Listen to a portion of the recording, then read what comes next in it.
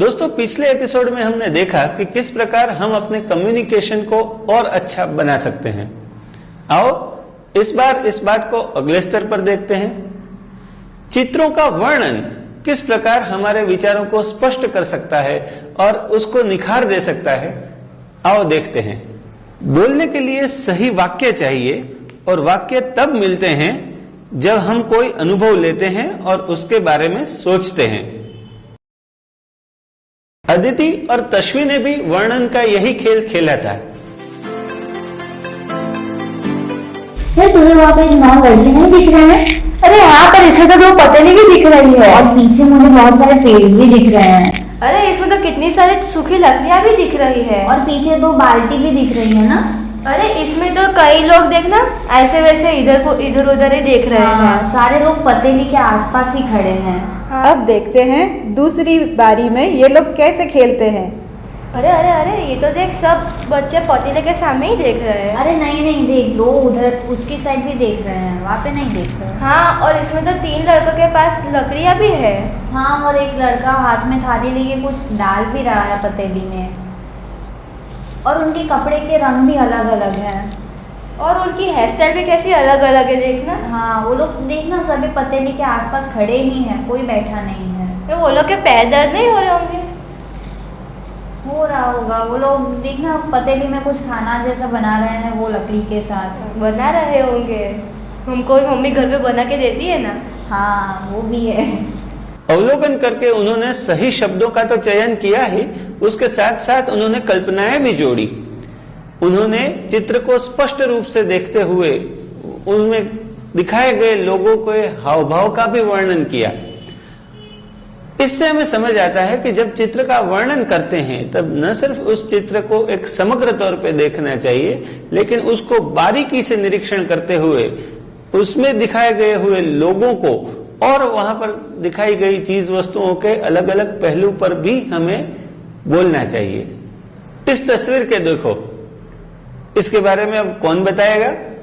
कुछ बच्चे खेल रहे हैं, 3-4 बच्चे के पास कुत्ते हैं, सब हंस रहे हैं, कुछ लोग नाच भी रहे हैं। एक लड़की अपने कुत्ते से बात भी कर रही है। एक लड़के का कुत्ता उसके मुंह भी चाट रहा है।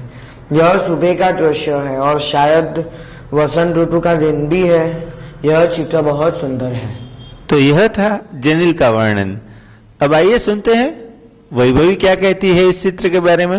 वसंत ऋतु के एक मस्ती भरे दिन का दृश्य है।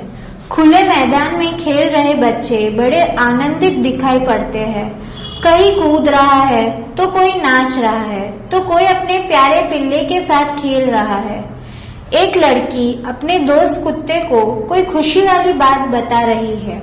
एक लड़के को उसका मित्र कुत्ता बड़े प्यार से चाट रहा है। सभी बच्चे और उनके साथी कुत्ते बड़े फुर्तीले और स्वस्थ लग रहे हैं।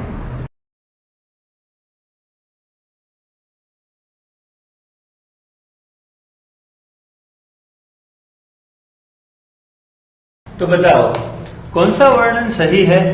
दोनों। तो और बताओ कि कौन सा वर्णन बड़ा मजेदार लगा आपको? सर, इसका वर्णन अच्छा लगा क्योंकि इसमें भाषा बहुत अच्छी यूज की हुई है। अच्छा, अगर सच तरीके से देखा जाए तो दोनों ही वर्णन तो सही थे, लेकिन दूसरे वर्णन में कुछ ऐसे शब्दों का प्रयोग किया गया था जो पूरी बात को बहुत ही रोचक तरीके से प्रस्तुत कर रहा था। वो अप्रतिम, जैसे सीरियल में कहते हैं ना, वैसे। बिल्कुल। और इससे एक स्टेप आगे बढ़कर मैं आपको बताऊं कि जैसे कि इस वर्णन में मान लो कि बच्चों के ऊपर हरी भरी प्रकृति ने अपना प्यार बरसाना शुरू कर दिया था, तो कैसा लगेगा ऐसा वर्णन आपको? अच्छा लगेगा, मधुर लगेगा।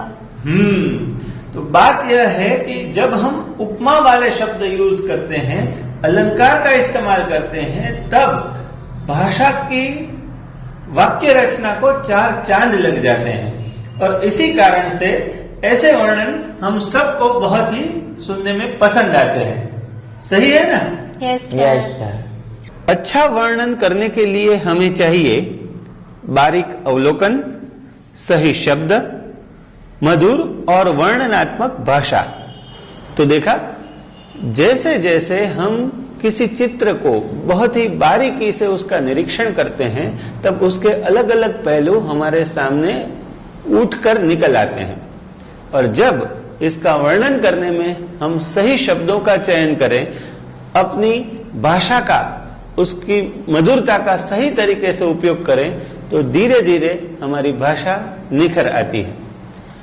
इसी प्रकार संवाद की प्रक्रिया आगे बढ़ती रहती है और यही सारी बातें जब हम सबके सामने बोलने की बात कर रहे हो तब भी हमें काम लगती हैं। मतलब कि जिसे हम पब्लिक स्पीकिंग कहते हैं, उसमें भी यही कला हमें काम लगती है। इसके बारे में अब कौन बताएगा?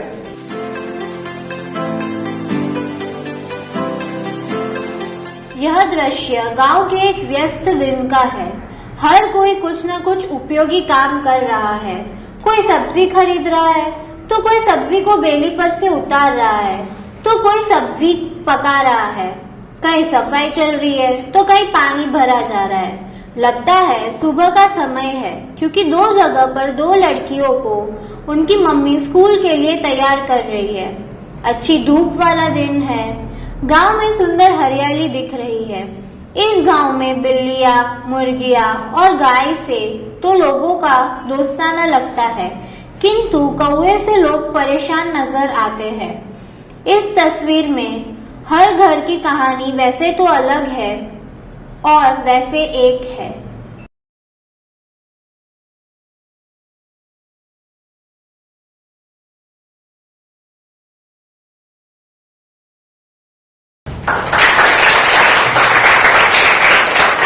कितना मजा आता है और कितना संतोष मिलता है जब हम किसी घटनाओं को बारीकी से देखकर उसके बारे में दूसरों को बता पाते हैं, अपने अवलोकनों को दूसरों तक पहुंचा पाते हैं।